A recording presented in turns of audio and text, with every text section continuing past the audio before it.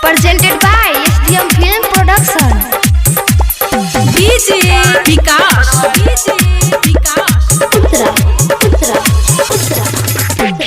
जहिया से आइल बिया भैया के साली हमरा के देख के खूब मुस्काली। जहिया से आइल बिया भैया के साली हमरा के देख के खूब मुस्काली। करिले मजाक जदी देले गारी, करिले मजाक जदी देले गारी। मनवा राखीदा भैया के छोटकी साली, मनवा राखीदा भैया के छोटकी साली, मनवा राखीदा भैया के छोटकी साली।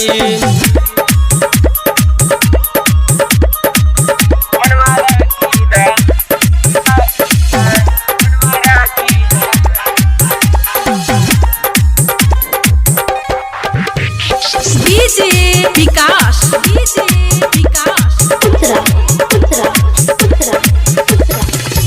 कारी कारी के सिया में जुराऊ लगावेली। कहीं भाई हमरा दिलवे के बावेली, दिलवे के बावेली। कारी कारी के सिया में जुराऊ लगावेली। कहीं भाई हमरा दिलवे के बावेली। पातरी कमर बावे लंबा बाल वाली, पातरी कमर बावे लंबा बाल वाली।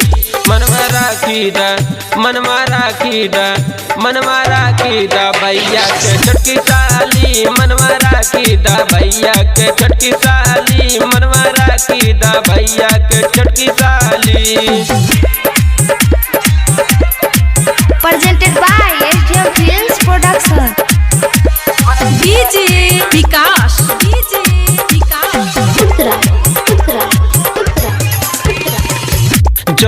जब बोलेली ऊ मीठी मीठी बोलिया, बुद्धिराम नेपाली के लागे जैसे बोलिया, लागे जैसे बोलिया। जब बोलेली ऊ मीठी मीठी बोलिया, बुद्धिराम नेपाली के लागे जैसे गोलिया। राइटर अभी प्रमोद के बिया साली, राइटर अभी प्रमोद के बिया साली। मनवा राखीदा भैया के छोटकी साली, मनवा राखीदा भैया के छोटकी साली, मनवा राखीदा भैया के छोटकी साली।